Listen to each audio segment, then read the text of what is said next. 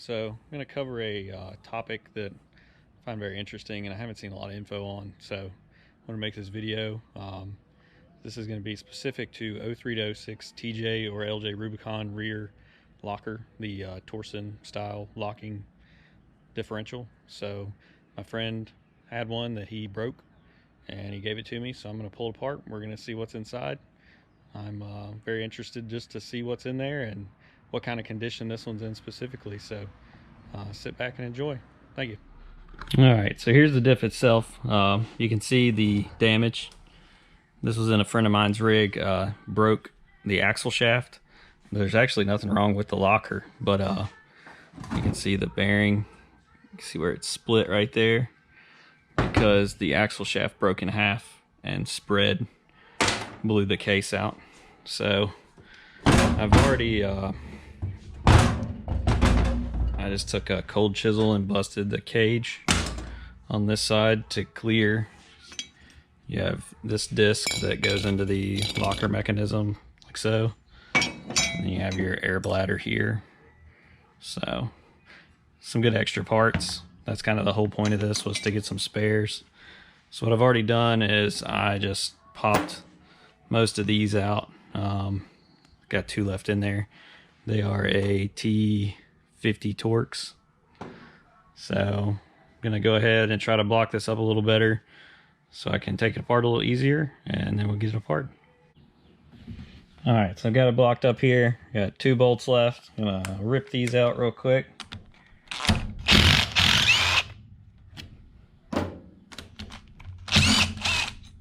All right, let's see.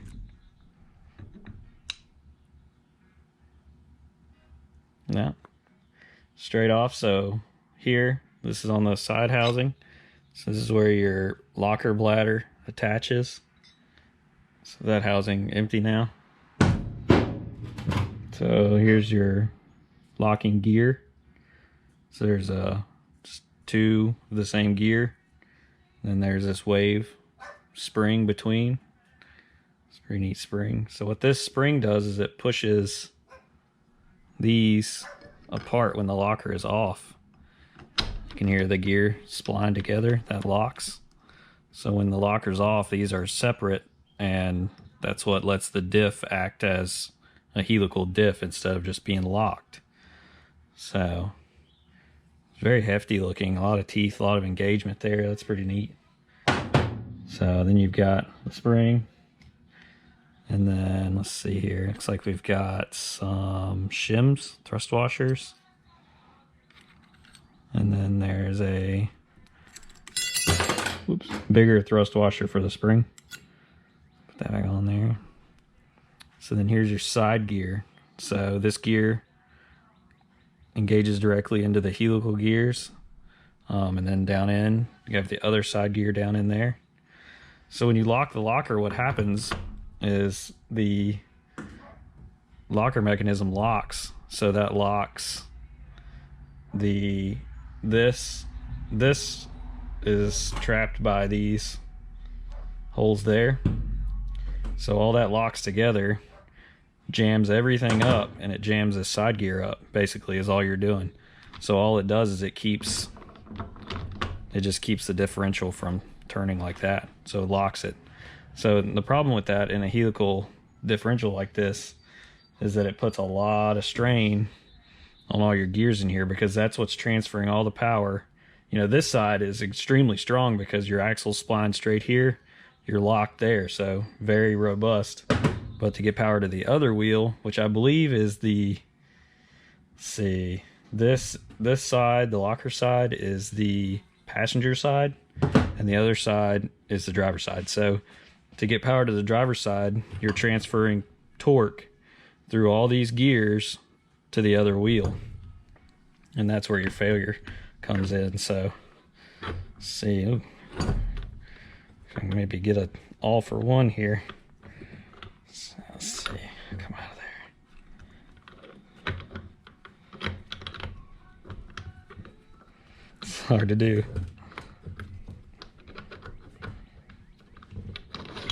There we go. So there's your 4 helical gears. And then there's your other side gear, so axle splines. These have a really cool spiral oil groove in them too. It's pretty neat. And then we got more thrust washer shims, so those go between the two side gears there. So then down in the housing you have 4 more gears. I'm not going to go into how one of these functions. It's very similar to a Detroit True Track if you want to look that up and see how it functions, or any kind of torsion diff. But posi traction, great for dirt, and a lot of rally cars use stuff like this, road race cars. So let's see, looks like those, pop these out, those come out, so I will pop those out and see what's in there. Alright, so got those out. See, had a little technical difficulty, broke one off, but ground the head of it off and got the plate off. So see here we have our other 4 helical gears. Pretty sure that's the correct terminology, but if it's not, I'm sure somebody will tell me. You can see these are in very good shape, which kind of blows my mind that they're in such good shape. But that's the full teardown. It's really a pretty neat locker. It kind of sucks that these things aren't any stronger or have a better reputation than they do, because it's a pretty good idea. But yeah, this one obviously no good to rebuild or reuse because of the housing. So, and I would say that these housings are machined for the other part, even if I found another housing for this one. But I don't know, if mine ever blows a gear or something inside, at least I have some spare parts, so maybe it could fix it. I got a actuator out of the deal, so that's good. But cool. Hope you guys enjoyed and found this somewhat informational. I always wondered exactly what they look like inside. I know there's not a lot of info out there, so I appreciate you watching. Have a good day.